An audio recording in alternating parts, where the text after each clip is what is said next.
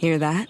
Yeah, that's the sound of you relaxing, because now you're managing diabetes with the Freestyle Libre 3 system. You get to know your glucose levels and where it's headed. Manage your diabetes with more confidence with the Freestyle Libre 3 system. Ready to learn more about the #1 prescribed CGM in the U.S.? Visit freestylelibre.us to learn more. Based on retail sales data for patients' last full prescription by manufacturer. Refer to the FLAIR NL4 study published in BMJ Open Diabetes Research and Care 2019. Safety info found at freestylelibre.us.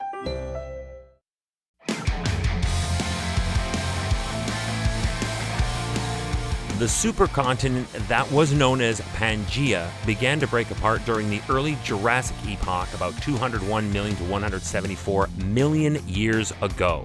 This movement would effectively balance the Earth and eventually form the modern continents that we know today, while also splitting up the Pacific Ocean to include the now Atlantic and Indian Oceans. Hi, I'm Chris May, host of This Day in Weather History, a podcast from the Weather Network in Canada. I love talking about this stuff. Earth science, atmospheric science, and you're legit the only ones who will actually listen to me talk about this, so I gotta thank you up front. Thank you. Anyway, in the Atlantic Ocean off the south coast of Newfoundland, along what is termed the Laurentian Slope Seismic Zone, a magnitude 7.2 earthquake shook up the island province and exacted a follow-up tsunami. The full story starts now on This Day in Weather History. All right, first of all, let me go back. It was not an island province at the time, so I was getting ahead of myself. The year was 1929, and the Dominion of Newfoundland was its own country in eastern North America at the time. I called it the island province so you would recognize it. It is today, of course, the modern Canadian province of Newfoundland and Labrador, but that actually didn't come about officially until 1949 when it was named the 10th and final province in the country. So, the Dominion of Newfoundland was the epicenter of a deadly and destructive earthquake that still figuratively resonates today among the locals. It went by a number of different names: the Grand Banks earthquake, the Laurentian Slope earthquake, and the South Shore disaster. It hit right at dinner time for most people at 5:02 p.m. on November 18th, this day in weather history. It registered as a magnitude 7.2 with a maximum intensity level of 6, or classified strong tremor.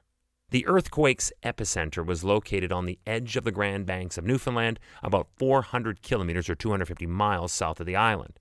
It was felt as far away as New York City and Montreal. But the quake on its own was almost not even headline worthy. It's what resulted from it that made it as jaw-dropping of a story as it is. The quake fell along two faults, 250 kilometers or 160 miles south of the Burin Peninsula, and triggered a large submarine landslide, displacing a massive 200 cubic kilometers or 48 cubic miles of Earth. Remember Pangaea off the top? Yeah, this is the Earth still evolving because it's never really ever over. So you're probably thinking, whew, underwater landslide, well, that's good news. No harm there, right? Not exactly. Newfoundland is a land known for suffering some of the strongest and most devastating windstorms. So when it came to communication lines, they were buried underwater.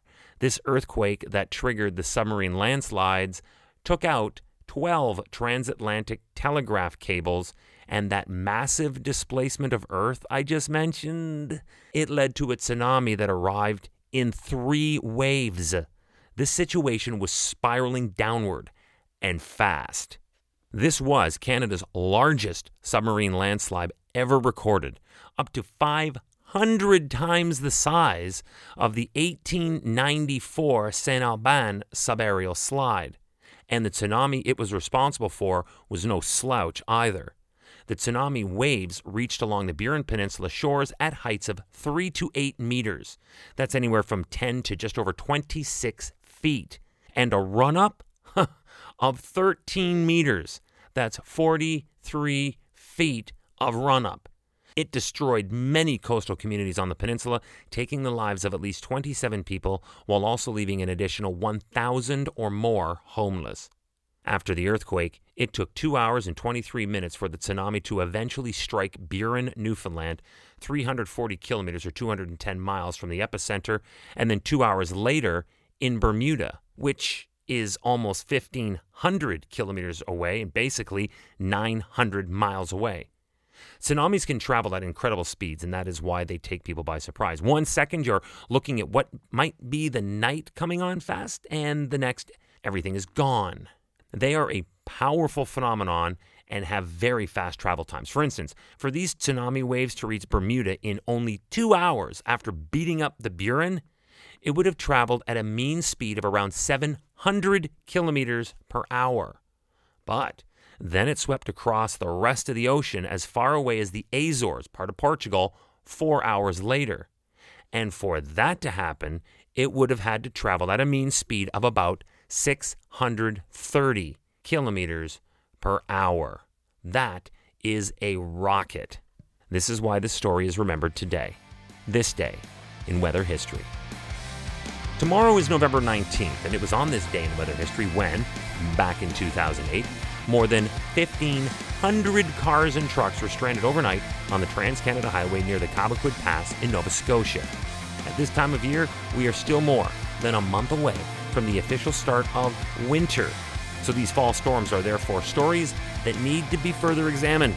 And we will do just that tomorrow on This Day in Weather History with me, your host, Chris May.